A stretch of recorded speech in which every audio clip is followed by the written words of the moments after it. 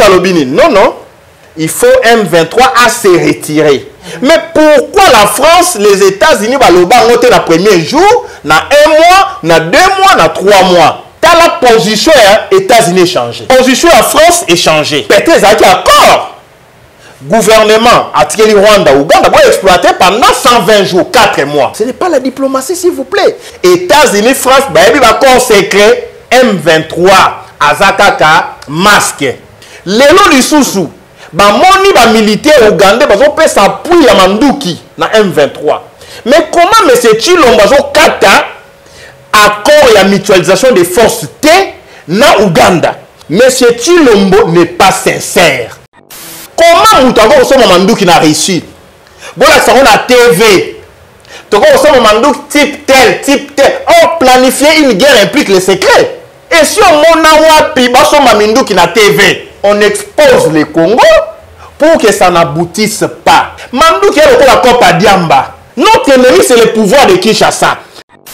On ne joue pas avec des questions sensibles telles que sécurité dans le Tchad, sécurité dans le Congo. Incapable d'imposer sécurité dans le Congo, au sein de la Tchad, là on peut imposer au Kokike. Est-ce qu'on ça demande au Koka? Si monsieur touche, oui, mais c'est Chilombo Nzambe, le Congo est humilié dans Nzambe. Président de l'Union africaine, monsieur Chilombo. Coup d'état Salemi na Tchad. Son fils prend le pouvoir. Président de l'Union africaine, il a soutenu l'insécurité, la déstructuration du Tchad. Monsieur, qui est au Tchad hors de la chaos au Tchad, médiateur. Mais le coup là, il est à l'ingénieur d'honneur. Alors, c'est une lourde. Il y a mon temps, et qui kilo.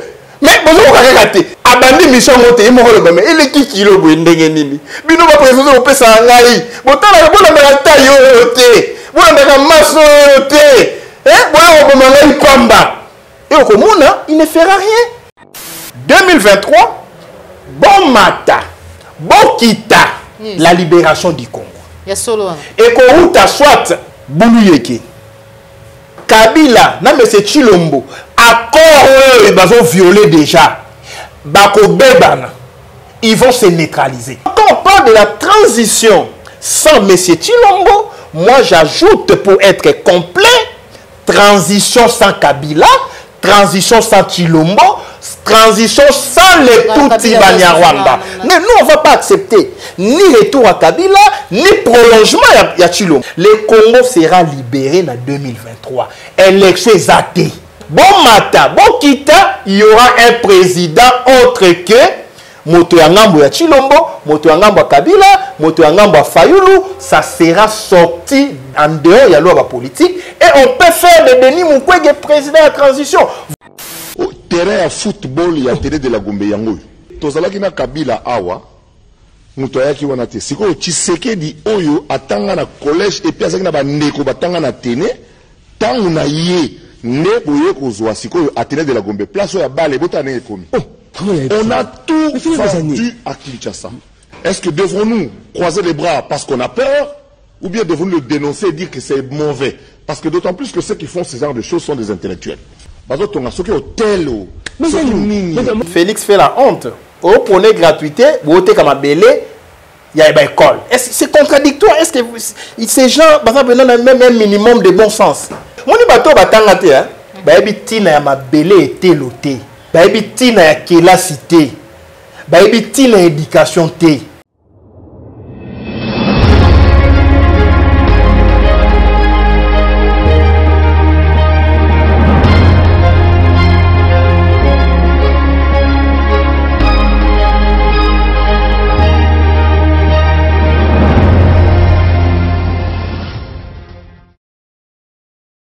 Et Singokoye Babino Ebele, Bandeko Balandi, Plus Clair Télévision, la chaîne de vérité, la chaîne qui vous informe à temps réel, Mbote Nabino, et pas Ignon Suzwami Bino. Merci de la confiance. Obozali pour renouveler la carte à la chaîne de vérité. Voilà pourquoi, mon Kolo Mwalelo, toujours n'a souci à conformer Bino à temps réel. Maman Joël Kombe et le mona équipe il y a plusieurs télévisions vous allez nesengo ya koyamba pona bino mwana mboka Nico Maengele wazali bongo président ya Congo normal esprit éclairé pour tout solwana ye mambi matali mboka na biso République démocratique du Congo vous allez belé ba vous allez connecter vous fandi liboso ya ba itando ike na bino vous simbi ba iPad ba téléphone vous fandi liboso ya ba écran téléviseur pour na kolanda émission vérité de tous côtés alors au côté au partager et vous salamala mingi pour être belé ya bayimboka ba sepela kana lolenga pesa ka makanisi en rapport na mami matali mboka na biso ba koka vraiment kokota pour so lamboka merci na Joël Gonago chasseur d'image aux hommes ici ma caméra merci na Cordo pe mafu coupé na Popol Ayombe mwana mboka Nico Maengele président Congo normal mbote na yo mbote mwana mboka Joël Kombe DG Plus Clair TV boni santé boni Congo normal. Congo normal va au rythme du pays, la santé va au rythme de la santé en Mboka. Tant que Mboka a trahi, santé n'a plus la rame à la montée. Donc, Mboka Zali trahi, santé Zali malamoté, situation sécuritaire et République démocratique du Congo en général, parce que lobby, tout ça qui kolobé là, Bunagana, le lot Zali pesal susuka Bunagana y compris quelques localités, Zali bongo ndinga, il y a Bunagana, bipai wapi ba affrontement Zali ko salamana, mapinga Mboka na biso, to bengi FARDC, réaction na yo, Zali lo lingeni ni komona maïnios, mazali ko lekana lelo, toujours Mboka na biso Zali sous occupation ya bangona. Ok, merci maman, merci beaucoup. Ok, na motuna na déjà mo lobi ke non, ezali ka Bunagana te na bamboka we ezandinga ya Bunagana, au moni ba kotanga ba kombo ya bamboka mo ebele. À l'époque, tu sais bien que le problème il y a bitumana est ali ka Bunagana te, rappelez-vous na ebisa qu'on obi to na ba territoire oyoyo ba Rwandais ya M23 topé banya Rwanda bakanisa ke koma ya bango ba corps Kabila Salaki mais c'est Chilombo a renforcé sous ba corps wana na tangela kayo notamment Rutshuru territoire Rutshuru moni Bunagana et ses environs nyonso wana ezana kati ya Rutshuru ba Chanzu ba Runyoni ba Kabine nyonso yana kati ya Rutshuru. Alors deuxième territoire oyo bango ba estimer que ça ya bango eza lokuta eko simbakate ali Masisi. Masisi, troisième territoire, et ali territoire ya Nirangongo. Au moins Nirangongo, côté Bakendaka, basa la village moderne. Ou abengaki village Niakeru. Où il y a la financer na Rwanda pour que ba installer ba siege na bango. Vous avez dans Nirangongo, vous avez Rutshuru, vous avez Masisi, vous avez aussi Minembwe.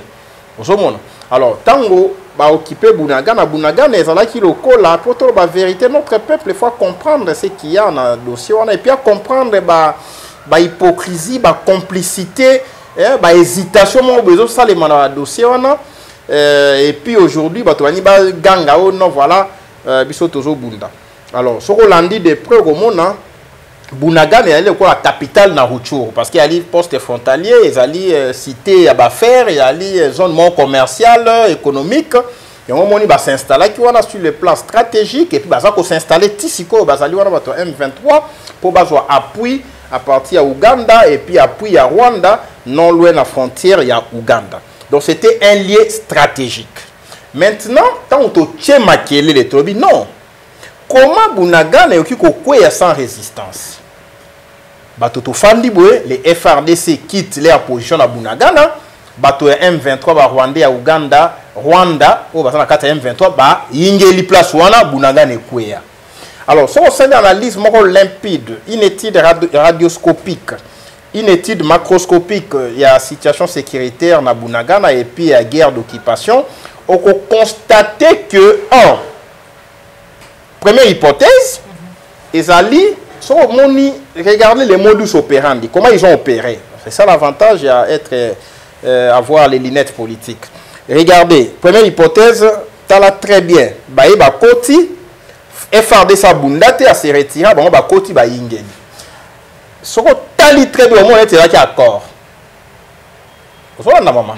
Parce que Bato Baye, tant que Baïba Koti, FRDC à se retirer, Baïba Koti. L'outunou la salle déclaration et les cas dans magazine Magzot. Aloba topesi mitindo na mapinga na biso babundisa M23 te. Basa la guerre te. Biso toko sa la diplomatie. Na cité l'outunou la ministre Affaires étrangères. C'est suspect. Donc, qui ne vous dit pas que le gouvernement Chilombo, c'est une hypothèse, à celle qui accord, na Rwanda, Uganda, na bato M23, boko tabo fanda 126 jours. Oui, tant tu peux sacrifier une partie à la République pendant un temps. La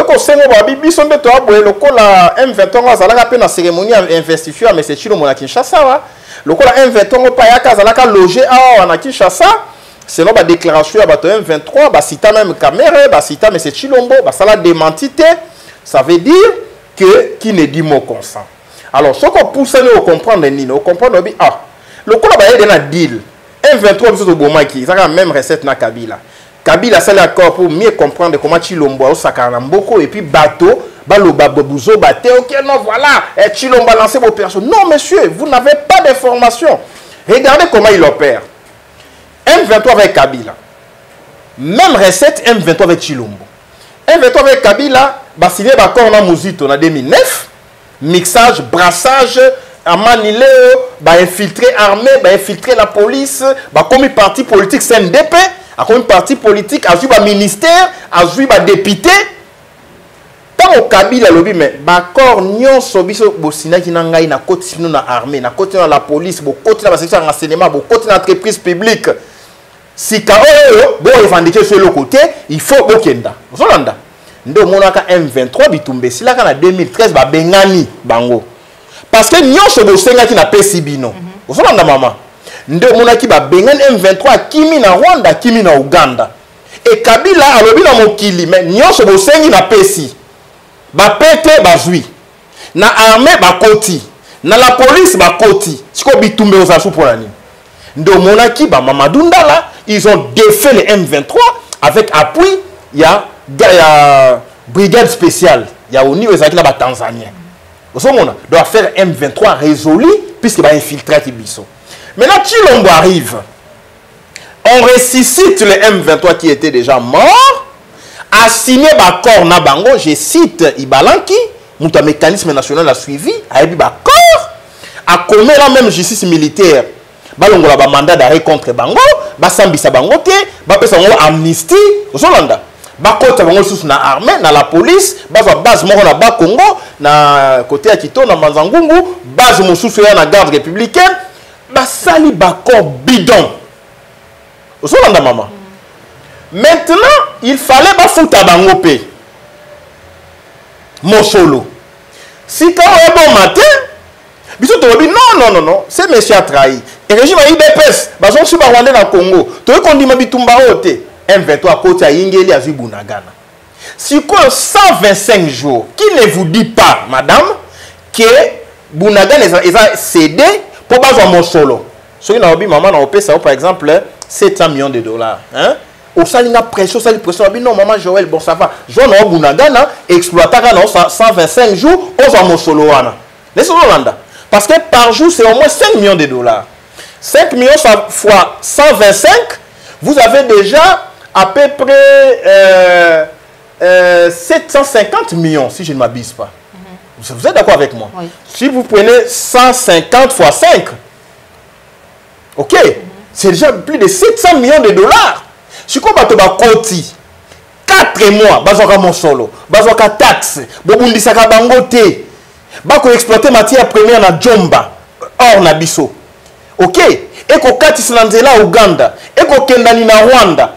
Qui ne vous dit pas que délai koki, ba FCBino ne Kabila FCB bango maintenant il faut bo kendani. Laissez-nous comprendre.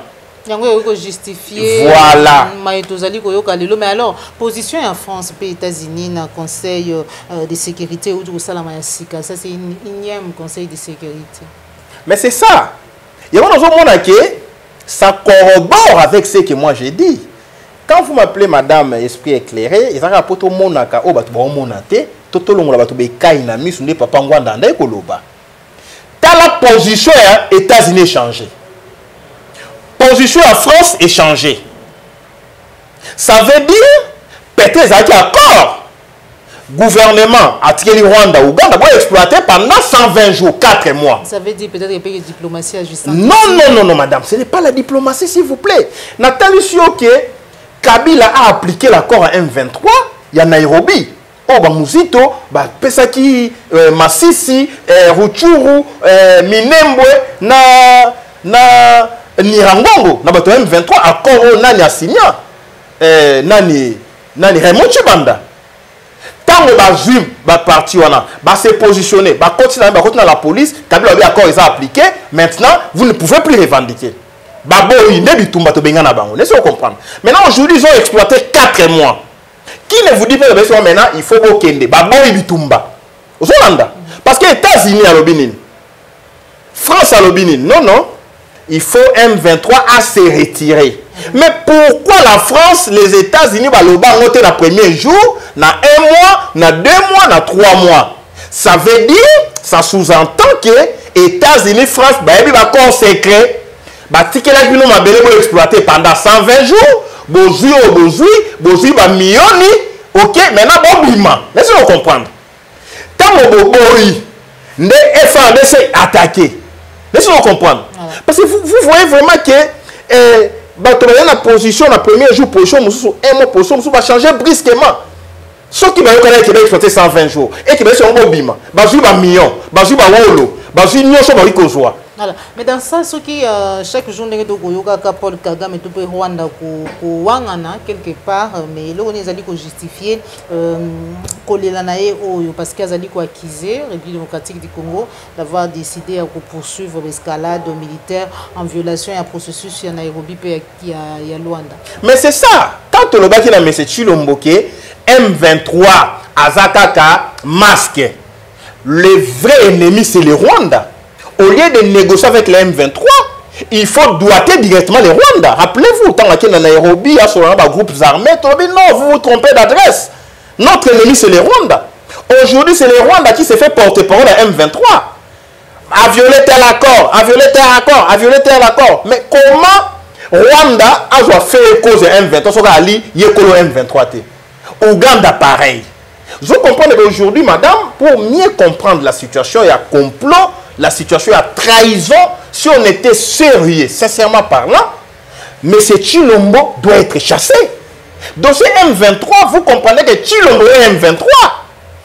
Nous avons appris les syllogismes pour comprendre ça très bien. M23 a comme allié Rwanda et Ouganda. Tant qu'on attaque et a donné, il y a un Sony, peuple habite au Lingi, au Bunda. Au Rwanda, il y a 120 jours pour attaquer. J'insiste là-dessus. Quand l'armée attaque, pour te sauver face sur le plan opinion interne. Mais bien sur le plan externe. Mais bonjour déjà aux Hollandais. Mais quand l'armée attaque, les ravitaillements outils à Ouganda, les véhicules militaires qui viennent en appui, il y a M23, ça a été bombardé par notre armée. Et puis si on vérifie l'état-major, on peut faire formation là. Les autres véhicules militaires outils à Rwanda, ça a été bombardé par notre armée. Coup de chapeau au FARDC. Maintenant, FARDC va bombarder les engins militaires des ennemis. Ouganda, na Rwanda.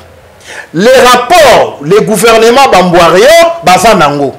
Mais comment vous continuez à garder les mécanismes? Il y a vérification des frontières, mécanisme à partage des informations, des renseignements militaires avec les Rwandais. Notre ennemi, Rwanda, armée Rwanda na terrain, les politiques, vous gardez les relations diplomatiques dans Rwanda. Ça veut dire que vous êtes ensemble. Deuxième élément pour comprendre. Bombarder Minduki à Ouganda. Même qui M23, même le Tundu à Lobango, M23 a reçu l'appui logistique. Il y a Ouganda pour Bunagane Kweya. Lelo Lisusu. Moni ba militaire ougandais parce qu'on peut s'appuyer à Manduki na M23. Les rapports existent au niveau des services. Mais comment M. Chilombo Kata accord et la mutualisation des forces T na Ouganda? Donc Ouganda est allié du M23, Ouganda est allié de M. Chilombo. Donc l'allié de ton allié est ton allié. Il ne faut pas être savant. En syllogisme, on dit M23. L'Ouganda est l'allié du M23. Or, l'Ouganda est aussi allié du pouvoir de Kinshasa. Donc, le pouvoir de Kinshasa est l'allié du M23. Parce que si la guerre ezalaki na même idéologie, même philosophie entre les politiques et les militaires. Les efforts militaires devaient être consolidés par les décisions politiques d'envergure. Aux Hollandais, quand militaire va attaquer, quand les politiques va attaquer les relations diplomatiques. Les militaires va attaquer, les politiques va attaquer les relations économiques. Les militaires va attaquer, les politiques va attaquer les relations commerciales. Les militaires va attaquer, les politiques va jouer des décisions. Bino, à Ouganda, comme tu as un accord militaire na bino, et que ton monde bino l'angambo ennemi, Bobi Mani na Congo, 3 jours, à partir du 4e jour, ton conseiller comme ennemi. C'est ça la synchronisation des opérations militaires et politiques. Il faut une harmonisation de vue. Mais ici, vous sentez que l'armée a une logique, les politiques ont une logique contraire, qui n'appuie pas la logique militaire par des décisions politiques courageuses. Donc ici, si l'armée comprend que notre ennemi, c'est le gouvernement de Kinshasa, pour gagner cette guerre, ce gouvernement doit être mis de côté.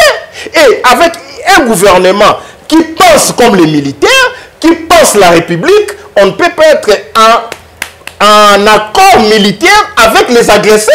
On va soutenir l'agresseur sur le terrain militaire, comme on dit dans le langage, sur le théâtre des opérations. Donc ici, M. Tshilombo n'est pas sincère. Il y a un moni, Nations Unies, les États-Unis, France, commis la logique, mais Bobima, vous respectez quand même l'intégrité, puisque vous jouez déjà au besoin qui. Donc c'est un acte de haute trahison. Maintenant, Bitumbe a Makassi.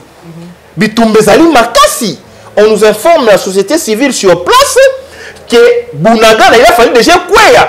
Mais Mouton trahir Bicho, c'est l'Ouganda qui a les militaires dans la mutualisation des forces aux Hollandais. Bazo teka ba position, il y a ba FRDC et pas ennemi.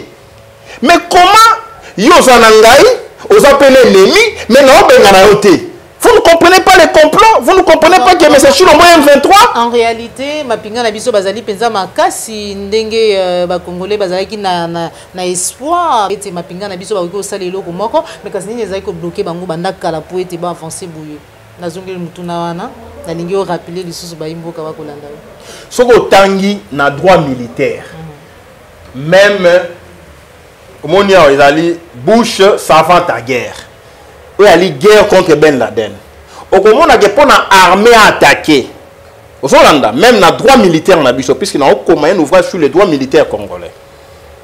Une nouvelle stratégie de défense, la République.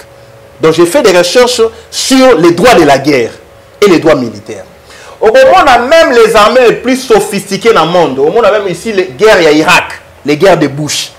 Donc j'ai des ouvrages sur la guerre. Au moment où on a même l'armée la plus sophistiquée dans le monde des États-Unis, la Russie, pour les militaires pas attaquer, il faut autorisation et à président de la République qui est le commandant suprême des forces armées. Aux Hollandais. Donc l'armée est soumise à l'autorité civile qui est le président de la République. Le chef d'état-major général conduit la guerre en concertation avec les commandants suprêmes des forces armées. Aux Hollandais. Donc, quand les militaires, bazan a posé au bunda, ceux qui ont la politique, tout ça la diplomatie, mais pas bunda exacté, puisque l'armée c'est un corps discipliné.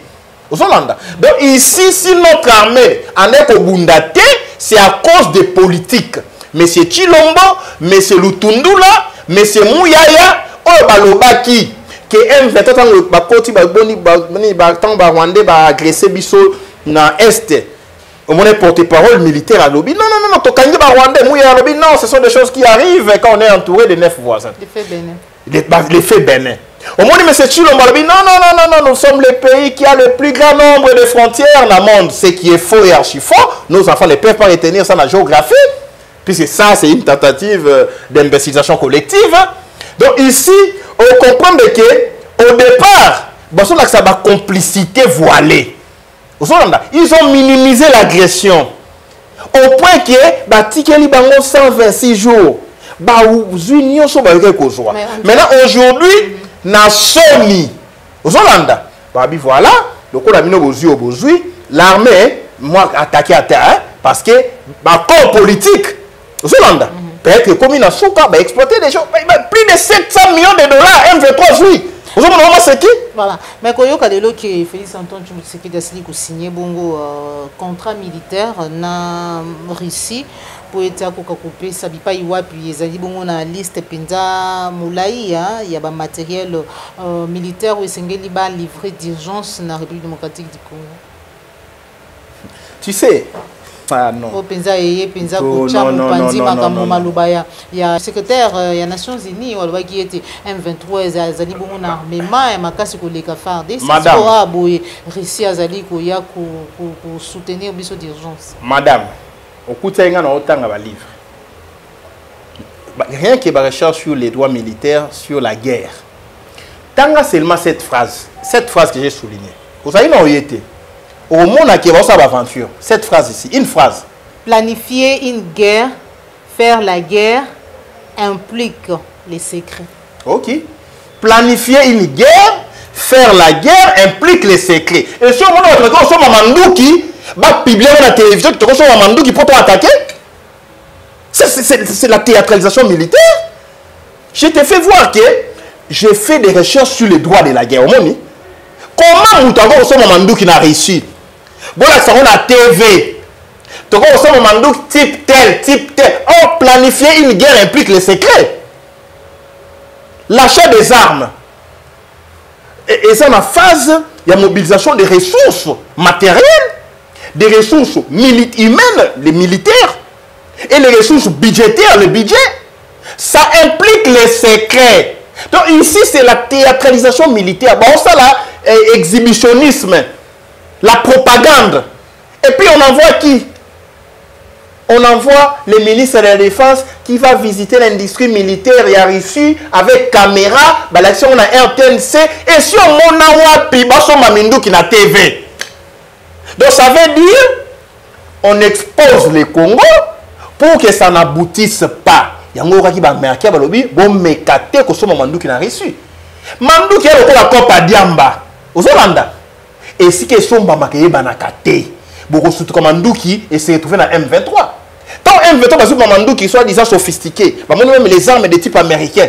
Tant on va négocier pour moi bon surtout que côté na Congo te, ce qu'on dit sur l'État. Tant le mécanisme sont sur Mandouki ni vu ni connu. Seulement ça sera connu du circuit technique net ba Pentagone ba ko non tout ça mais les communs des mortels. Le mandou qui est beaucoup de sous forme il y a Bakissi. On a Bakissi moko yekuna tout ça batonga Covid Hollanda. Pas besoin de contrôler frontières na biso. Biso mo de contrôler l'aéroport na biso. To ko ba non to compte ici babité ba na popi. Mais mandouki.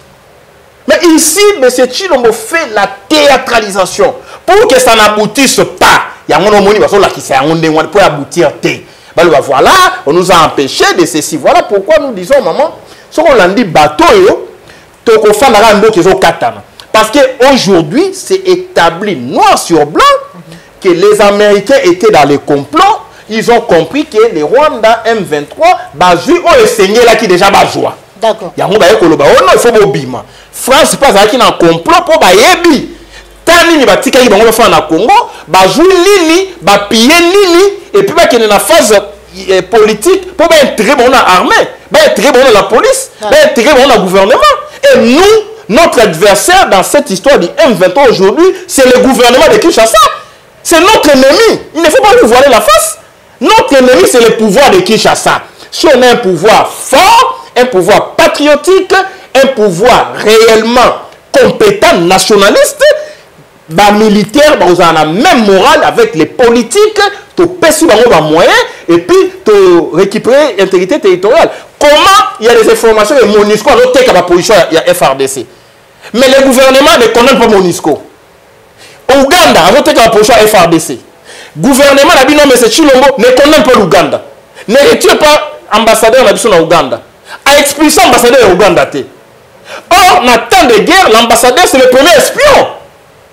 Puisque dans matière de renseignement, vous avez l'espionnage, vous avez le contre-espionnage, vous avez les renseignements humains, vous avez l'infiltration. Maintenant, qui gère tout ça pendant la guerre? Mais l'ambassadeur, Tarega, qui a même des agents, des officiers traitants dans les jargons, il y a renseignement, les officiers traitants, ils ont recruté, ils ont payé pour qu'ils aient des formations dans le cadre de renseignement humain dans nos circuits officiels. Et ce travail est fait ici. Voilà. Et vous êtes là en train de dire, voilà, mais c'est Chilombo a lancé ma contre-offensive, Nabunagana, mais en réalité, l'ennemi est à Kinshasa. Voilà. Merci beaucoup. En réalité, l'ennemi est à Kinshasa. Désigné facilitateur dans le processus, il y a transition, dans il y a Tchad. Félix Antoine Tshisekedi, Azali Bongo très déterminé, le biais des Ali Bongo lourd de responsabilité, mais quand ça Azali ko s'engager puis Azali déterminé, il y a ko ramener Kimia Nangambu ya Tchad, il y a bien il fallait boya. Ah boya point. Il fallait boya, il y a ka sonité. Il fallait boya l'on faut boya. Obina okokana ngaite, bo pesa mutu mususu. Ba bale ngai na soni.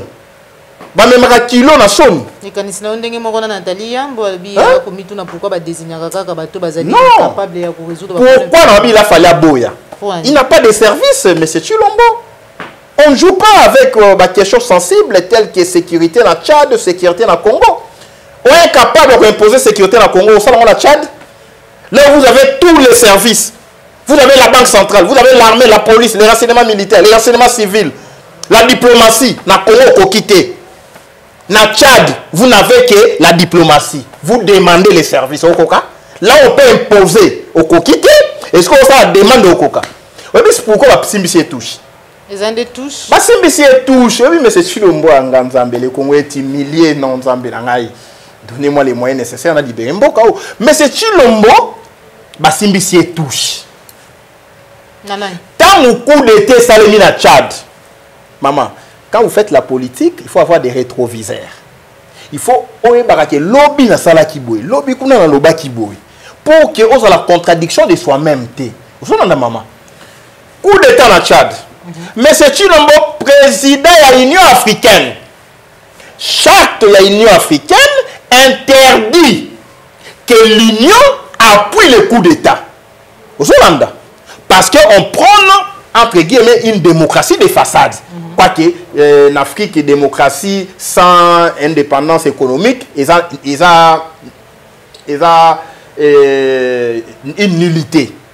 Président de l'Union africaine, M. Chilombo, coup d'état Salemina Tchad, on a tué Idriss Déby. Son fils prend le pouvoir. Chilombo va dans la cérémonie à prestation de serment à Macron. Aux Hollandais, président de l'Union africaine, il a soutenu l'insécurité, la déstructuration du Tchad. Là où on pouvait condamner et contraindre le schéma, il y a constitution. Parce que la constitution, il faut président de l'Assemblée nationale. C'est le président Koufi. Maintenant, lui a soutenu les désordres, a soutenu le chaos. Ben, il dit, monsieur, qui est hors de la chaos au Tchad. Laissez il faut comprendre. Parce que vous avez le président de l'Union africaine, vous avez les moyens politiques. Il faut convaincre que 54 pays de l'Union africaine vont s'opposer dans le coup pour imposer respect à l'ordre constitutionnel. Laissez-vous comprendre. Il n'a pas fait ça à Tina Tchad. Alors, je m'inspire de l'armée tchadienne pour la c'est quoi ça? Maintenant, désordre, chaos, Conti, Babi, monsieur, viens vite. Yondo va y président de l'Union africaine, on a qui est capable, il y a condamné coup, maintenant désordre, plutôt pas les Conti, Yomoko Yarogongi Sabakam, médiateur. Et à touche. Aux Hollandais, ça touche. Mais si M. Chilombo s'était imposé une époque, président de l'Union africaine, à cette diplomatie africaine, à convaincre le chef d'État, et le Salemien est en violation à la constitution à Tchad, va respecter, mais il faut avoir les rétroviseurs, mais le col a yé, à l'ingénieur est d'honneur. Alors, c'est une lourde, il y a mon kilo. Mais c'est une lourde responsabilité, mais je ferai tout. Donc, avant de le coup, abandonner mission monté, il est qui kilo, bino va présenter au pesa ngai. Botala bona na tayo te. Bona na maso te. C'est sérieux ce que je dis là. Et il ne fera rien. Puisque à la tête de l'Union africaine, vous n'avez rien fait. On parle d'un passage à vide. Et bon, na Tchad, qu'est-ce que tu feras? Les militaires au pouvoir, Oyo Saluaki, Oyo Kenagina prestation Seama, Oyo Betelaki Maboko, Oyo Kenolwa Bokondi. Voilà. Matondo mingi mwana mboka niko maengele likambo etali maponomi na kati ya mboka na biso République démocratique du Congo ebele ba Congolais ba maman Joël Kombe bato bazali ko beta CT tsengé to kenna maponomi est-ce que vraiment maponomi sengé de salama na situation où tozali tolandi mwana mboka Martin Fayulu atali CT ceux qui maponomi salami bongo na délai constitutionnel ça veut dire en 2023 il y aura une transition sans Félix Antoine Tshilombo Tshisekedi Nangambu ensemble pour la République à Moïse Katumbi Balobi pas une minute bakopesa na régime oyo est glissé mais alors que Tolanda qui porte-parole du gouvernement ministre de la communication na kombo Patrick Mouya Koloba pekotali ça a été likambo ya mapono mezali bongo question il y a conviction et non une obligation ndenge belé vous allez Koloba yango pas une minute ce que salami na 2023 il y aura une transition sans Félix réactionnel. Donc on commence par Mouyaya. C'est un jeune frère, mais apparemment il n'est pas efficace. La poste il faut pas changer. Dans la situation il y a trahison, situation à complot, situation à guerre artificielle, puisqu'il y a confusion entre les intérêts républicains, n'a intérêt à allier na bango Ouganda, Rwanda, d'où la guerre. Mais si on était dans une guerre réelle, on considère Rwanda comme ennemi, Ouganda comme ennemi, Mouyaya a porté-parole, il y a un gouvernement pendant la guerre. Il faut un porte-parole, il faut une communication des guerres. Changement des narratifs. Non, le monsieur n'est pas à la hauteur. Les élections, ce n'est pas un problème de conviction. Seulement, au-delà d'être convaincu en tant que dirigeant. Mais c'est une obligation constitutionnelle. Comment il peut dire que ce n'est pas une obligation? C'est un impératif constitutionnel. Mandat à Moïbi, 5 ans. C'est un impératif. On ne dit pas 5 ans et demi, on ne dit pas 6 ans. C'est un impératif constitutionnel. Mouyaya doit, à un moment donné, se taire. Et puis, quand on est journaliste, il faut que tout ça. C'est quoi ça? Comme narratif. Donc ici, vous avez un élément de distraction publique et communicationnelle. Mouyaya, il est là. De l'autre côté, vous avez Katumbi qui partage le bilan avec M. Tshilombo et il vous dit non, on ne peut pas glisser. Mais vous êtes ensemble, M. Katumbi. La politique, c'est avant tout un art. Avant d'être une science, la politique, c'est d'abord un art. L'art relève du beau, de l'harmonie.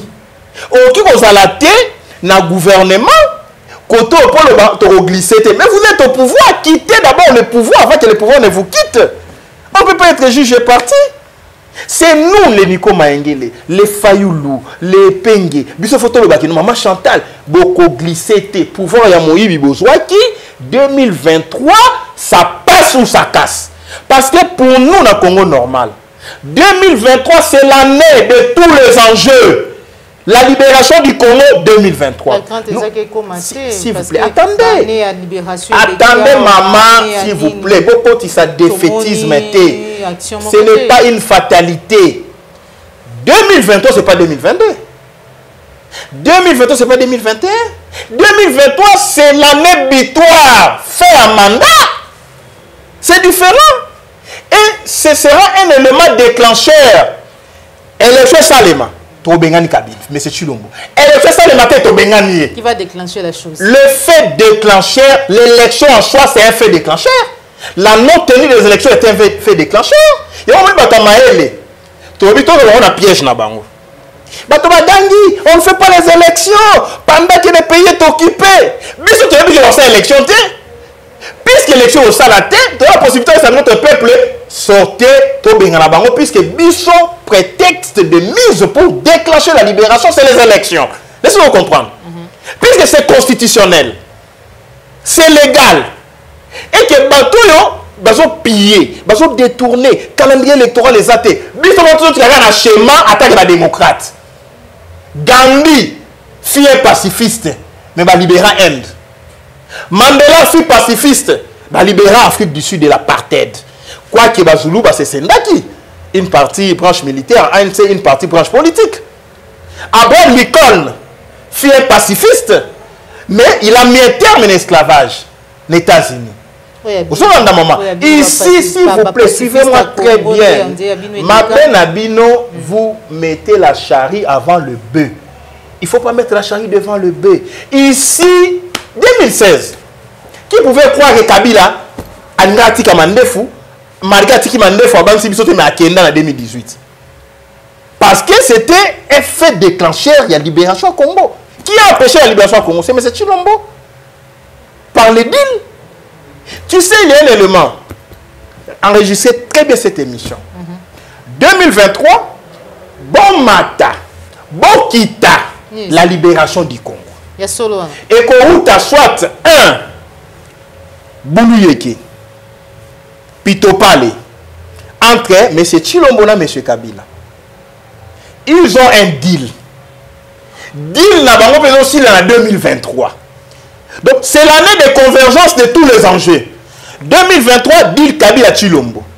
Il a fallu Kabila Ngambo na récupérer le pouvoir en 2023. Aux Hollandais. Il y a un qui a Simbisa Kamoto moi cité par Ocha Ezemi. Simbisa M. Chilombo pouvoir azongi c'est kozongate. Laissez-moi comprendre. Maintenant, toi Kabila bando comme internet. À bientôt. À bientôt. Moi, je suis un fait analyste. Aux Hollandais. Maintenant, entre Kaka, Kabila, na M. Chilombo, accord, ils vont violer déjà. Bako Bebana, ils vont se neutraliser.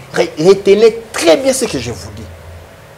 Pour que M. Chilombo, l'état 2023, il va chercher à neutraliser Kabila. Pour que Kabila à se sentir sécurisé au-delà de 2023, il va chercher à neutraliser Moutou Wapesa Ibokondi. Aux Hollandais. Et ça peut être un fait déclencheur pour la libération. Troisième larron, c'est le peuple. On peut connaître une situation, Sassou, Pascal Lissouba. Aux Hollandais. Pascal Lissouba attaque Sassou. Sassou attaque Lissouba, à Bengali Lissouba. Mais ici à Congo, on peut connaître une situation, M. Chilombo attaque Kabila. Kabila attaque Chilombo. Les deux se neutralisent et le Congo est libéré. Laissez-nous comprendre.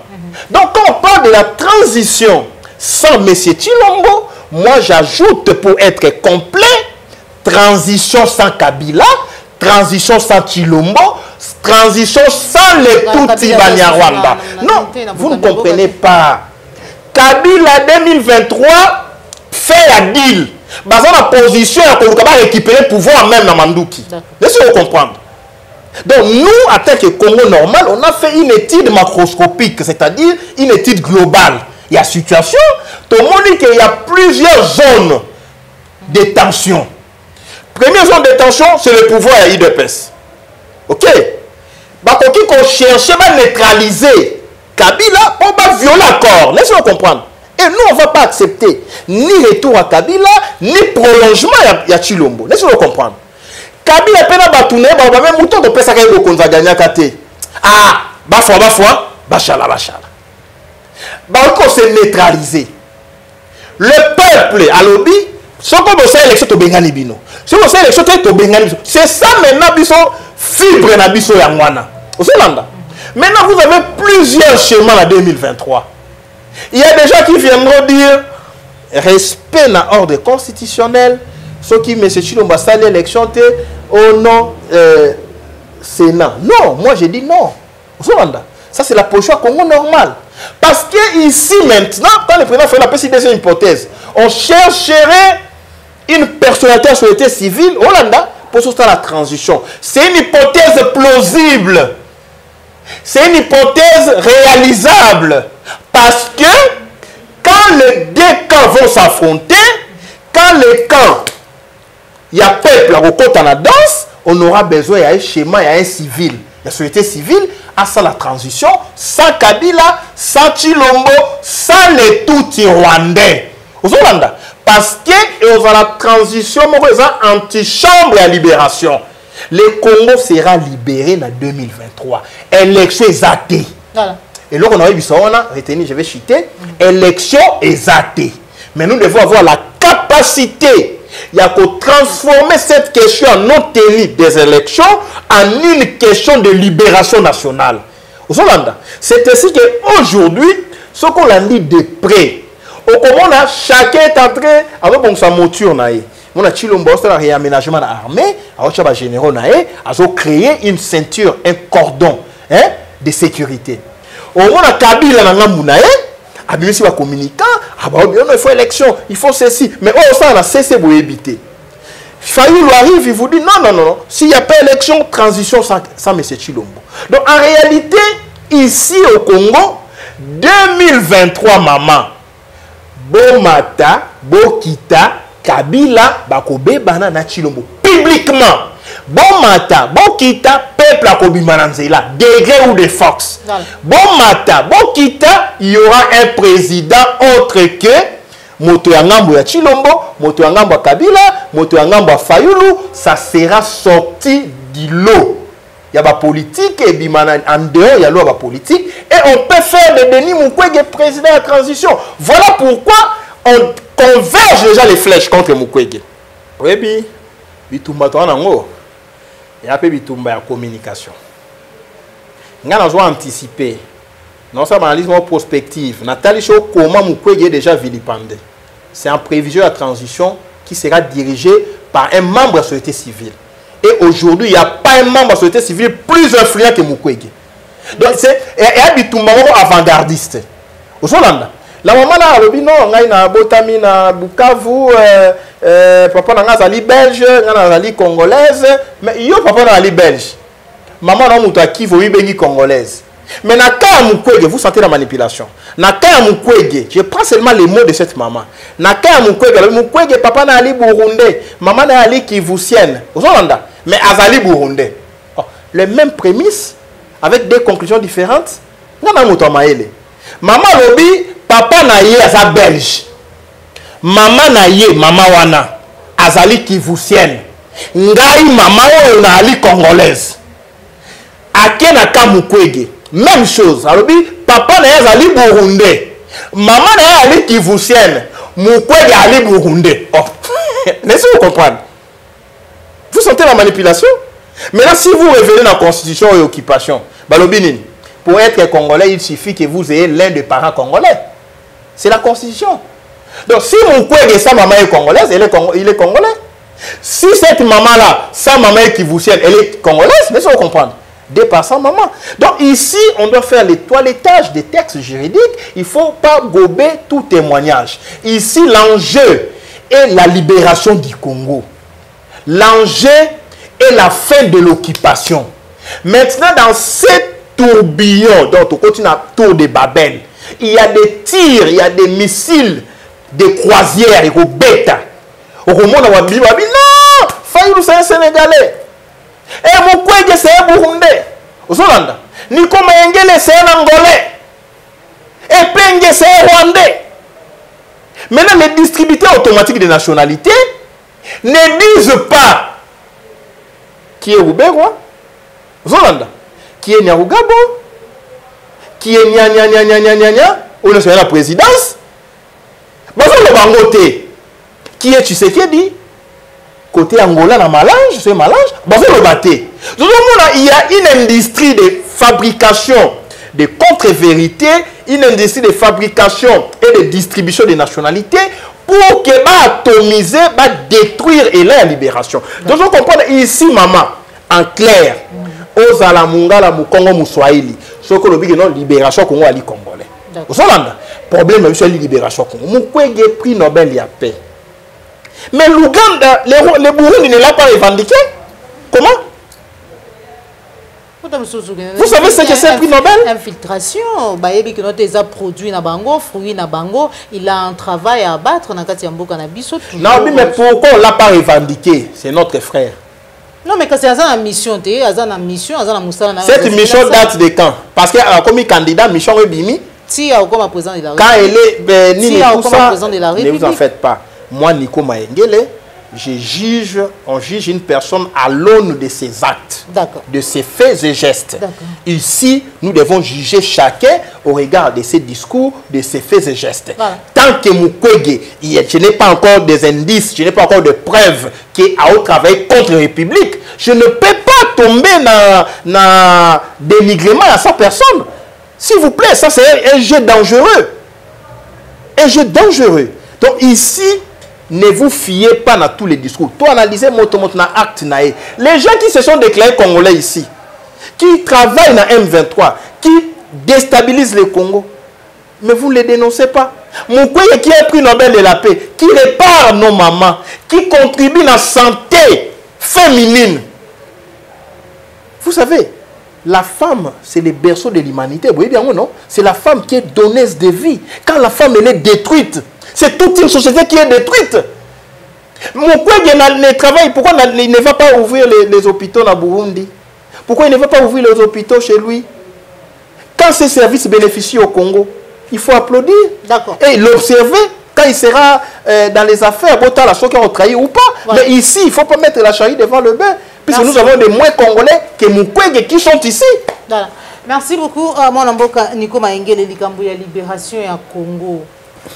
Congolais azali ko bunda tongo midi pourquoi mwana mboka Rossi Mukendi na ba misusu ba perda bomoi na bango lelo tozali koyoka moko ya bayo bazalaki condamné na liwa ya Rossi Mukendi na kombo ya Karine Lokeso azali bongo colonel posenga tope ko solliciter comparution ya général Silvano Kasongo po eta ya kotalisa nini oyo apesaka bango comme instruction na mukolo oyo mon amboka aussi Mukendi qui bon moyen réaction na. Merci beaucoup. On a de près, de très près procès à Rossi Mukendi. Moto Alobaki qui est le peuple gagne toujours un jeune très intelligent, un ancien assistant à IPEN, un monsieur très engagé, activiste des droits de l'homme, paix à son âme. Il est parti avec dans une affaire d'âge. Oui, puis quand on a lundi déclaration à procès, il y a un cours militaire. Balobi, maman nani Karine Lokeso, colonel, si je ne m'abuse pas, ou major, colonel, et major en époque. Balobi, Moutabouma, Rossi Mukendi, bon, ça ça rien d'engue, Rossi Mukendi na kufa, d'engue, massa c'est bétama, et Bakanga est comme prévenu, topé, présumé criminel. La dame la lobby, il faut qu'à son général, Ayako Samba, à la qui ça, consigne, où il y a personne dans la police. En février, tant on va bêti Massassi, tant on va bomi. Oui, moi, je suis avocat, ça fait 15 ans. Une personne régulièrement citée est tenue de comparaître et de satisfaire la citation. Car Songo doit comparaître, même à titre de renseignant, à éclairer la cour. Est-ce les consignes, puisqu'il existe en droit militaire une des infractions, violation des consignes. Tant que maman lobby, c'est une dame que je ne défends pas, il faut Samba répondre de ses actes. Mais tant que citer hiérarchie nae, ah ben non, quelles sont les consignes que lui a fait ça? Est-ce les consignes étaient de tirer? Est-ce c'était les consignes de tuer? Pour que Kasonga soit impliqué comme donneur d'ordre, et que la dame aurait exécuté une des consignes, les consignes, c'est toujours au pluriel, les violations des consignes, soit responsabilité à Kasonga dégagée, tous les impliqués comme chef hiérarchique. Dans la démarche là, Babenga Zali fait faisceau criminel. On peut remonter jusqu'à la présidence. Parce que l'ordre est hiérarchique. Tu vois, major a reçoit ordre à généralité. A reçoit ordre à colonel. Colonel a eu ordre à général. Général de brigade a eu ordre à général-major. Général-major, lieutenant-général. Lieutenant-général, général d'armée. Général d'armée, chef d'État, chef de l'État comme commandant suprême. Donc on peut remonter. Une filière, il y a crime. Alors, quand son est cité, il doit comparaître. Bateau non, alternance pacifique. Non, Rossi Mukendi est mort. Pour que Kabila a cédé pouvoir, il n'y a eu pas de pacifique. Sinon, Makila aussi est tanga. Thérèse Kapanga la Koufa, Balik Bakoufa, Batobakoufi, pour que Kabila abanga andima kolongo na bokonzi. Bino boji bokonzi après Makila tanga na 2015, 2016, 2018. Même temps on proclamer Chilombo Batobakoufa. Nous toi ça crise ah! mwana mobile Fayulu la longi. Donc un pouvoir ya makila. Ya mona ebisi au pouvoir ya makila et soukaka na makila. Je suis fils de deux grands chefs coutumiers. Nazo ebisa que pouvoir ya makila et ko souka na makila. Makila etangaki po bango bazwa bokonzi. Rosimu kende akufa. Thérèse Kapanga la kufa. Bato belé ba kufa. N'époque wana na 2015. Tant bato ba ko kufa. Toyoka te na ancien premier ministre condamné à ta violation des droits de l'homme. Le va comme donneur des leçons. À l'époque, Muzito était avec Kabila. Tant Rosimu kende est mort. Voilà pourquoi je n'ai jamais soutenu Muzito. J'ai suivi une jeune fille qui est prépayée, dire que voilà, maître Nico, Bazali Benga, que je mets quiconque devant ses responsabilités. Madame Joël, avec le peu que tu me connais, le temps que tu me connais, Nico Maenge de banda politique. Là, on a 5 ans, $1. Bon, on a mis tout, hein? Bon, on répète comme les perroquets. 2015, aussi, Moukende mort, Muzito défend Kabila. Il y a un moment où Muzito n'a jamais coloba makamboya respect à droit de l'homme. Vous entendez? Il se cache derrière les chiffres économiques. Chebe est mort sous Muzito. Amatoumou est mort sous Muzito. Affaire force commune, Yamaluku, 425 morts. C'est sous Muzito. Roshi Mukendi, Thérèse Kapangala, Batouba Koufa, tout ça, l'événement le 25 janvier 2015. Muzito avec Kabila. Et voilà pourquoi, tant Batouba le bien, Maître Nico a défendu Muzito, l'autre critiqué Muzito. Moutarobim, c'est une vidéo à terre à 1 seconde. Oh, Nico, l'équipe a TV à soutenir Muzito, dans la tiki politique. C'est pas possible. Ok, parce que nous avons la mémoire d'éléphant. C'est pas possible. Muzito dans la Mouka. Je lui ai toujours dit en face. Premier, moi je vous ai combattu comme vous avez dit, Premier ministre. N'attendez pas de moi une communication à votre faveur. Je n'ai jamais défendu Muzito. Muzito était derrière le président Fayulu, a soutenu la candidature à Fayulu. Nico Maenge a soutenu la candidature de Fayulu. Bien sûr, on comprend. Donc il n'y a pas une alliance horizontale. Mon alliance avec Fayulu, c'est vertical. Donc ici, ne dites pas de bêtises. Aujourd'hui, qui peut dire qu'il n'a pas travaillé avec Kabila, même Fayulu a travaillé avec Kabila. Il a été député. Il y a Kabila comme député provincial et puis national. C'est sous Kabila. Oui, ce qui travaille avec Kabila, c'est l'exécutif, le poste à nomination. Beaucoup de tabou qui était dans mitou ya bato. Ngai Nico Maenge na une élection peuple a voté ngai. Est-ce que na travaille avec Kabila tout dans un mandat à peuple? Il ne faut pas que le monde ait na Congo, s'il vous plaît. Il y a eu pouvoir et pas à peuple. Il y a eu pouvoir à la signature à Kabila. Il y a eu la signature elle est rouge. C'est un stylo rouge, rempli du sang. Quand il était notre Premier ministre, c'est un Premier ministre sanguinaire. C'est sérieux ce que je dis là. Il y a des gens qui parlent de l'ingratitude, s'il vous plaît. Nico Maengele, bon de tout na Franck Diongo. Na salle na Franck Diongo près de 15 ans. Na Fanda Tegono, président Franck Diongo, Kabila na $100, j'ai un problème à la maison. Il est en vie. Le président Fayulu est là. Je collabore avec le président Fayulu. Non, na kende le président Fayulu, j'ai un problème, peut s'en $10. Le président Fayulu est en vie. Et je le ferai. Et pas un Kabila qui s'existe. Comment ça? Comment ça? Est-ce qu'on doit venir tout vous dire ici? Il y a des gens qui estiment que voilà, ils avaient beaucoup d'argent, mais ils n'ont plus rien aujourd'hui. Parce que quelqu'un qui convoque une réunion. Parce que je reviens sur ça, puisque pour moi, je quitte les groupes, je vais vous affronter. Parce que je l'ai averti ça. Est-ce que parce qu'on a suivi une vidéo, président Martin Fayulu, de l'autre côté,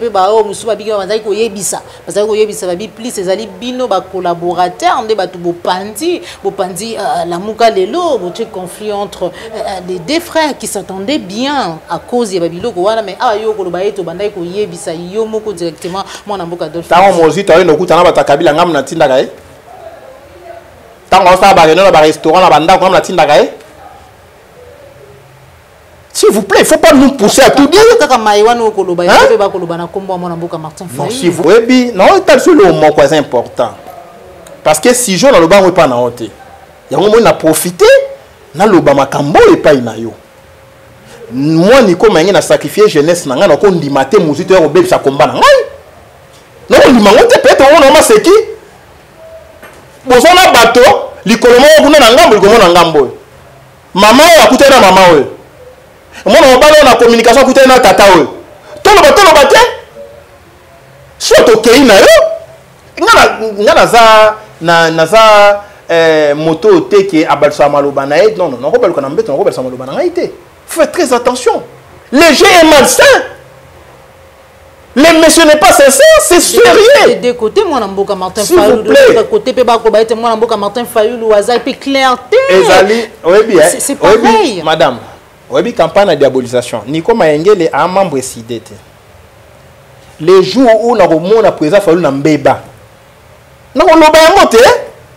Nous avons un soldat, nous avons un soldat, nous avons un mototé. Balobaka o tala moto ne longi soko ke bitumba ba pesa na mokongo te po ba ko papayo il faut ko pesa longi ko tala côté mabe nini masasi ekoya côté bibotu ekoya. J'ai une formation spéciale, je suis différent de tous les autres communicants à la Mouka, je suis vraiment différent, je vous l'ai dit. Si le président fallait nous trahir na ko ba président fallait la trahir na to kabwani na kabwani na front diongo. Est-ce que nous avons dit que nous avons dit jusqu'à Fayoulou, Kabila n'a aucune information par rapport à ça. N'a aucune preuve par rapport à ça. Sauf qu'il n'a eu preuve. Dans le président Fayoulou, j'ai ça. Il y a musique de nos ans à preuve. Mais il faut, s'il vous plaît, maman, tirer sur Fayoulou, virginité politique, c'est une faiblesse, il a travaillé. Donc, Fayoulou, c'est un incompétent, c'est un amateur, on soutient Fayoulou, on détruit sa personnalité, et Fayoulou a coûté un matapogno, l'unique pays au monde où les gens se sont fait fiancer, se sont mariés sans avoir été fiancés. Est-ce que moi, tel que je suis là, je peux défendre un kabiliste? Je ne peux pas. Que vous soyez ma tata. C'est ça Nico Maengele. J'ai combattu ma tata Premier ministre. J'ai combattu Mozito Premier ministre. J'ai combattu Guizé ma Premier ministre. J'ai combattu Ilouka ma Premier ministre. Même si tous ces gens-là, Baponi même candidat Kengai, est-ce que leur bilan m'implique ou m'engage? Chacun vient soutenir son candidat. Laissez-vous comprendre. Oui. Donc je voulais te faire voir une chose. Vous pensez que... S'il vous plaît, c'est important. C'est important. Vous pensez que Mozito, c'est un multimillionnaire. Mozito a semblé à tout Kabandako. Je le mets au défi. Zéro. Tu sais, je vous révèle un fait. Comment Mozito, coordonnateur, non, je vous fais voir qu'il n'a plus rien. Il a intérêt de traverser. Coordonnateur, vous pensez à la musique, il nous donnait l'argent.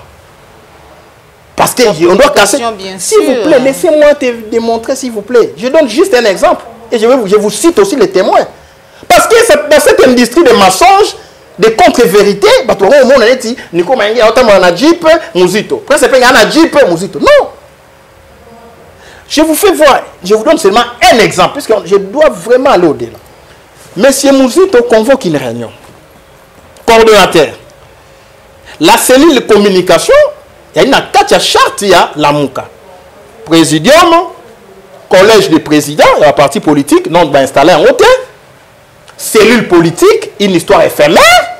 Ce coordonnateur a été délégué, c'est Madame Cellule de Koufi, Hollande. Et moi, je ne peux pas aller dans la cellule là où Mozito est, je ne peux pas. Au Kitty, secrétariat technique qui prépare les dossiers techniques dans le cadre du présidium et la cellule de communication qui est permanente. Vous convoquez réunion à cellule 72 heures avant. Batili Batexo, Maître Nico, Prince Penge, Chantal Moboni, mon ami Lexus Légal, Patrick Tuvava, Michel Mangala. Vous comprenez? Non, les communicants officiels.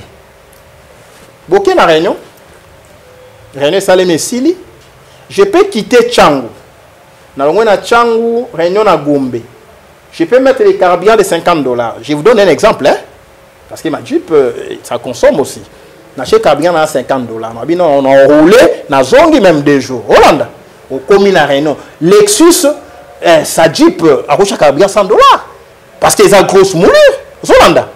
Nous tous véhiculés. Vous garez tout, vous côté réunion. À la fin de la réunion, vous dit, attendez mon financier. Une réunion convoquée 3 jours avant. Laissez-vous comprendre. Si là, les moyens pouvaient disponibiliser déjà. Attendez mon financier. On dit la prince. Dans le Lexus, nous on part. Si vous restez, on vous donne les carburants. Hein? Vous nous informez. 16h, 17h, 18h, 19h, 20h, 21h, 22h. Et mouton au ticket qui va à Zongi Pendaku. Lobi nango, bobenge sousou, na benge mais premier votre financier non, il faut attendre. Après, il vous donne $200, 10 personnes. Là où tu as carburant, il y a $50. Lexus peut mettre carburant, il y a 60. Laissez-vous comprendre. Après, vous dites que Mouzito nous donne l'argent. Oh, vous voulez qu'on vous dise le secret? D'accord. Alors, voilà maintenant, quand on vous appelle. Oui. Non, maître Nico, il a donné $200 à carburant, tout ça. Donc, Michel Mangala, Michel Koufate, Michel Carburant. Vous savez, je n'ai jamais touché $10 de main de Mouzito. Actuellement, Nico Mangala les prend. Avant la caméra cachée dans la caméra. Donc, il ne faut pas dire des bêtises, manipuler les jeunes gens. Oh, bah, mon année, $100, c'est un luxe, alors que nous avons des dossiers gités en termes de milliers de dollars. Donc, ici, Mouzito a arrêté de manipuler les jeunes gens et les présenter comme si ce sont des valets, ce sont des va-nu-pieds, les gens sans valeur. Et on est en train de créer, confusion autour de ma personne. Non, s'il vous plaît. Donc là, je vous ai dit, si vous continuez, je vais continuer à vous dévoiler. Parce que ici, les messieurs n'ont plus rien. Vous comprenez? Donc on a 10 personnes, $100 pour foutre à transport, $10, $10. Mais, épinglé. Maman Chantal, vous avez été. Lexus a dit non, on est aventure. Donc ici, on fait qu'on vous dise tout. Mais quand Fayoul organise ces réunions, ok, il vous dit voilà, il y a une réunion parce qu'il faut toujours deux côtés. Hein. Réunion en tant que coordonnateur, venir à Faden House, tout. Si Fayoul nous donne les transports, il ne passe pas par un financier, il ne fait pas marcher les gens, il met sa main dans sa propre poche, il sort ce qu'il a, mettez du carburant. Laissez-moi comprendre, ça s'appelle la considération. Mais quand vous, pour les miettes, vous faites démarcher les gens, et nous qui sommes les esprits éclairés et avertis, tout ça, on la tête. Donc ici, on dit qu'on a bêtise, on dévoile l'ino. Maître Nico Mayengele, en tout cas, apparemment, et Belé a le Bezali, oui, bien, c'est qui prévu dans le sujet, je crois que prochainement, tu vas le Yango. Alors, pour finir, Tozali Koyoka, par cette vidéo, quand on a balancé Yango, il n'y a pas de Kozakari Baba soit talissi et Bateki Athénée de la Gombe, terrain. Qu'est-ce qui se passe dans la teki? Tout la révélation annoncée tout à l'heure. En tout cas, Bandeko, c'est là l'image, papi Ngilama. Athénée de la Gombe, Oyo et format Batu Ebele. Namo en sala ba colonie de vacances wana bana botala mu wana mutu terrain à football ya Athénée de la Gombe yango. Tango tozalaki na Kabila awa. Mutoyaki wana te siko Tshisekedi oyo atanga na collège et puis azaki na bandeko batanga na tene tangu na ye ne boye kozwa siko Athénée de la Gombe place oyo ya bale botane ekomi lobby tozala wana ebele to kino sa sitine compagnie wana il faut elongwa nani azoton nous sommes là, c'est en plein Athénée de la Gombe. Regardez vous-même, donc aucune activité sportive ne peut s'y dérouler parce que il y a une entreprise qui s'est installé pour construire je ne sais pas moi quoi. Est-ce que vraiment Ezalaka? On a tout vendu à Kinshasa. Tout. Est-ce que devrons-nous croiser les bras parce qu'on a peur ou bien devons-nous le dénoncer et dire que c'est mauvais? Parce que d'autant plus que ceux qui font ce genre de choses sont des intellectuels. Athénée de la Gombe, terrain à balle, les gars, on a siko au moins, terrain à balle, Athénée de la Gombe. On a ce hôtel. Mais on peut pas construire sur n'importe quel espace. On a un kakaba hôtel, école les athées, la formation les athées, kakaba alimentation. Mais attendez de la Gombe, ils école l'État. Oh, ils arrêtent. Mais tu fais un peu la peine sur le ministre Tony Mwaba. Ministre Tony Mwaba. Wana, ils ont dit patrimoine.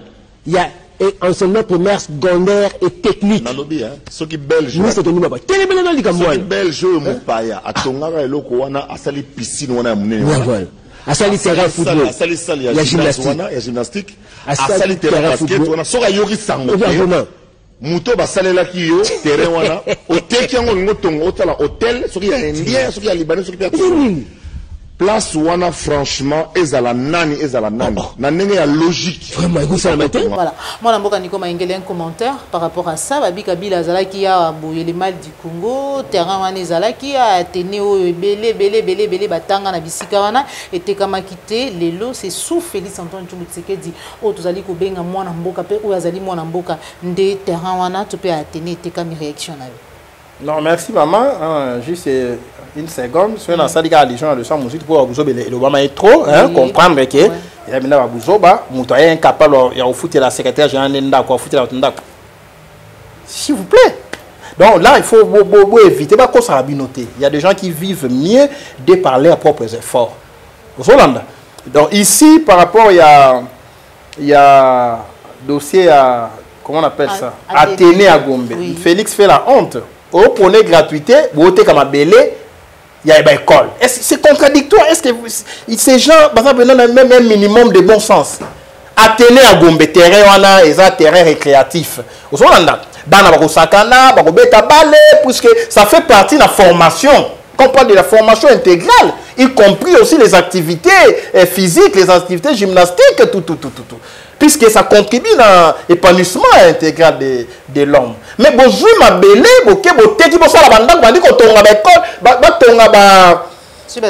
supermarché, la carte, il y a télé à Gombe, s'il vous plaît. Et puis, bon, gratuité d'enseignement. Donc, gratuité d'enseignement, ma belle enseignement, pour récupérer le teki, donc pour récupérer mon avis, non? Donc, s'il vous plaît, aussi m'batte, même dans le Lubumbashi, batte kaka école moko wana au monaka, bato ba marchaka ti ba bukaki. Na osenga na ba élèves nyonso ya Kinshasa en solidarité na ba élèves ya tene à Gombe, bo sala ba marche ya protestation, les enseignants bo bimananzela, bo revendiquer terrain à bana, ba parents, tous un peu culture ya ko accompagner ba sur ba marche. To monaka ba élèves ba marchaka ti na palais du peuple. Rappelez-vous à l'époque pour ne pas revendiquer qu'il y a qui va faire la grève. Mais les parents, il faut accompagner nos enfants mineurs. Babini, il faut les parents, tu as dit, Simona. Babeta Massassi, Babeta Bagaz, Mokilier Mona. Comment beaucoup au TK lié où ils sont sacrés. École est sacré, hôpital, et université. Est-ce que tu as un maïen? Mon bateau va t'engager. Baby Tina ya mabele était loté. Baby Tina ya kela cité. Baby tina éducation te yangona yamboye tozwa bokonzi il faut to banda kotala otanga wapi okola wapi obika ka ndenge nini po moto oyo abandaki atanga ka na école primaire ba bengani ye po na mal conduite mauvaise conduite akoteka mabele te moto oyo atanga kotanga abandaki ko bunda ko casser baban ako équiper école na baba te moto oyo tangu ya kokola attendu à tricher, à combattre la corruption. Donc il faut qu'on ait maintenant aspect éthique dans choix, il y a éducation, formation, compétences, dans la société. Est-ce que Moutoua Azali vraiment la probité morale, les requise? Donc tout ça, il faut qu'on bâtisse ça. Critère, il y a résidence. On a le bac, il faut aller candidat, il faut aller en résidence, dans la commune, dans la circonscription. Parce que quand on a candidat député, il y a un côté dans la circonscription. Mais tout le monde va président de la République, mon président est un locataire. Si vous comprenez, mon député, aller attendre qu'il coûte. Donc tout ça, moi j'appelle ça, il faut une réforme du droit congolais. Il faut tout réformer tout, tout créer une nouvelle société. Avec des Congolais normaux, des Congolais qui pensent éthique, qui pensent probité, qui pensent compétence, qui pensent la patrie, qui pensent le nationalisme collectif. Bref, Makambo a tenu à Gombe et c'est l'échec d'un homme et de son système. L'homme, c'est Kabila, c'est M. Chilombo, son système, c'est la Chilombi. La Chilombi. La Chilombi, c'est un système basé sur la corruption, les détournements, les antivaleurs, la vente des terrains, des espaces publics, les espaces verts. La Chilombi, c'est les compétences au sommet de l'État. La Chilombi, c'est la haute trahison au sommet de l'État. La Chilombi, c'est le fait d'avoir les ennemis du Congo comme alliés ou partenaires. La Chilombi, c'est le fait de considérer les résistants comme les Bandoki et que les Rwandais comme les frères. C'est ça la Chilombi. Voilà. Merci beaucoup. Moi, Namboka Nico Maïngé, c'est par ici que nous mettons fin à notre émission. Émission Nabiso Vérité de tous côtés à Moukolo Moalelo. Oh, vraiment, tous allez qui ne sengo yako. Yamba moi Namboka Nico Maïngé, maman Joël Kombenga, Nabinga esprit éclairé, président du Congo normal.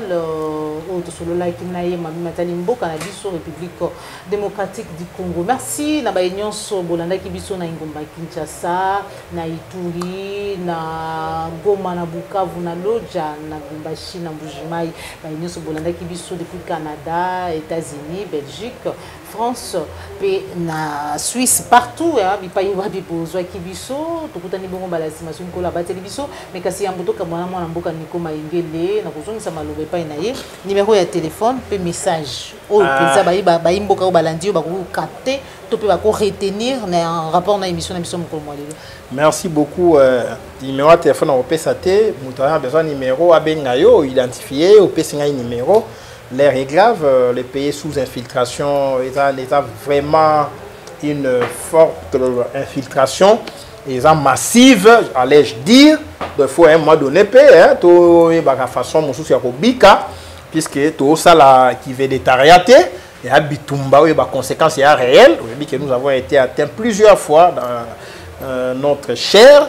Donc, il faut vraiment prendre par moment des précautions. Les messages là tels que tu as préparé un grand meeting en collaboration avec le parti Aepengue, mais il faut coïncider avec le programme il y a retour triomphal à président Fayoulou. Puis les photos Yambaye, l'aéroport s'est transformé en marche, peut-être un peu en meeting. Donc on a accordé la priorité à ça et on va revenir dans le programme un meeting dans l'un des stades municipaux où il y a vraiment plein à craquer. Nini avançait makasi, préparatif et avançait makasi, les Congolais normaux, au four et au moulin et les cotisations ils ont continué pour cette activité. Et aussi, nous toujours accélérer le processus de la sortie officielle du Congo normal, de sorte qu'au-delà, il y a groupe Congo normal, au-delà, il y a site Sala, au-delà, il y a parti politique, Congo normal, ils ont appelé comme une entreprise avec des chaînes de télévision, TNT. Donc, c'est vraiment un groupe où ils ont une branche belée, dans des plaises, ils vont confondre vitesse et la précipitation. Mais nous sommes. Nous avons les cœurs dans l'ouvrage, on continue à travailler sérieusement et on va surprendre beaucoup de gens. Je demande à tout le monde, base à la serein, par rapport à Makambo et lobby. Pour eux, il y a lobby, tant que bêta, tout ça surpris, mais tout Kibino qui est 2023, c'est l'année de la libération. 2023, c'est l'année à Kobebana, Kabila, Nachilombo, Kobebana.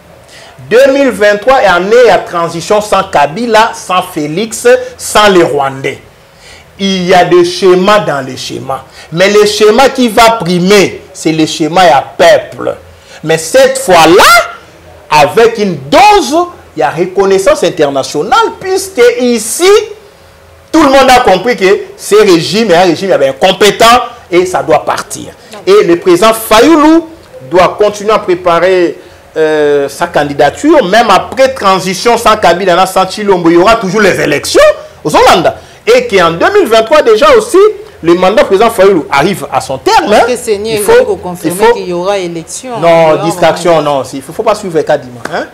Il faut vraiment pas suivre Kadima. Il distrait les gens, Kolanda Kadimate, Kolanda Kazadite. Hein? Kazadi, Kadima, non, Nicolas Kazadi, Kadima. Poste à Kadima. Nicolas Kazadi, Kadima, ministre de la Finance. Denis Kadima Kazadi na Seni Alandengwana. Donc on a Kazadi Kadima koto Kadima Kazadi. Donc ici bon mata bo kita mais c'est nani Denis Kadima Kazadi habité élection exate. D'accord. Et puisque élection exate bisoto préparé libération à Congo en vertu article 64 de la Constitution. On a besoin il y a dialogue na monsieur Chilombo to partager na pouvoir. On a maman parce que 2023 président Fayulu Mandesili président élu a exercé monsieur Chilombo Mandesili pouvoir usurpé a exercé. Maintenant on arrive en 2023, le président Fayulu Mandesili comme président élu. Mais le Chilombo Mandesili comme président nommé. Le pouvoir est dans la rue. Aux Hollanda, le plus fort à tirer en Angambo. Il faut préparer maintenant peuple pour na. Et là ce qu'on veut dire qu'on a chute. Bache, ton nom ça j'ai mon boué, boche neti ballon na 4-4. Boya mbangwe. Ouais, comme les bosso a vu ballon. Donc ce qu'on veut dire ça peuple. Voilà, ballon est au centre. Le pouvoir est au centre. Na terrain. Maintenant, to kima to boto la yango. Ba wande pe bazo ya mbangu pour boto la pouvoir. Ozolanda. Chilo mbele bato ne bazo ya mbangu na dem se ba boto la pouvoir. Chiko na course wana, c'est le plus apte. Ouais, comme Liboso a arraché pouvoir, c'est ça l'image, il y a pouvoir à 2023. Merci beaucoup, mon Mboka Nico Maingele pour nous passer biso ngosona muko lelo.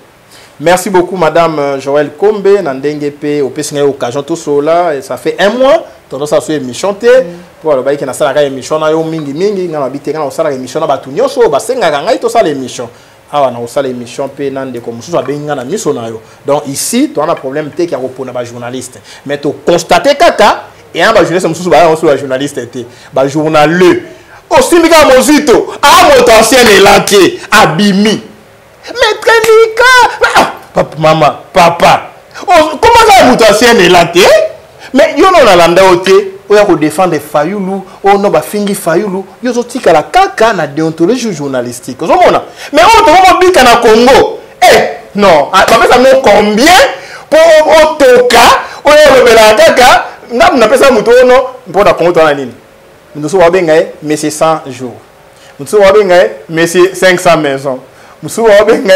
Monsieur prison centrale. Nous avons la cité. Ce que nous l'école défendre dans monsieur 500 maisons. Tant qu'on a ministre de la justice.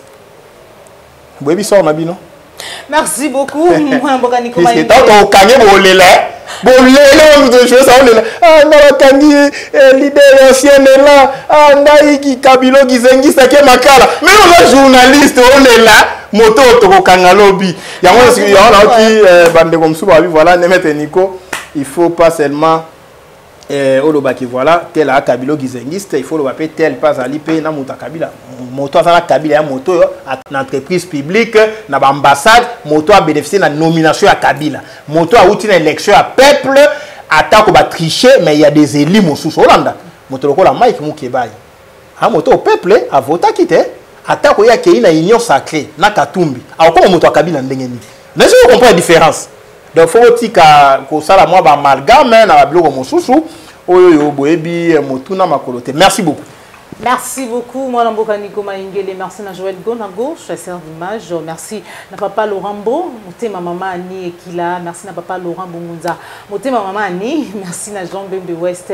Merci à Félix Mbatika, Mouaboko Banque. Toujours un bon séjour. On a à Mboka Nabiso, République démocratique du Congo. Un bon séjour na Ngambuya Turquie, papa coucou. Merci à Baïnion, vous allez soutenir Plus Clair Télévision de près ou de loin. Papa Jean Binza, de Tokutani Bongo. Mbala sima soki nkola bateli biso sepela ki na émission liker les amis mbala liboso landa biso ko bosana te ko s'abonner surtout ko cliquer la cloche de notification pour être vous allez toujours à la page ya Maimazali ko lekana ko loba mape ko sala manakati ya mboka na biso République démocratique du Congo. Au revoir.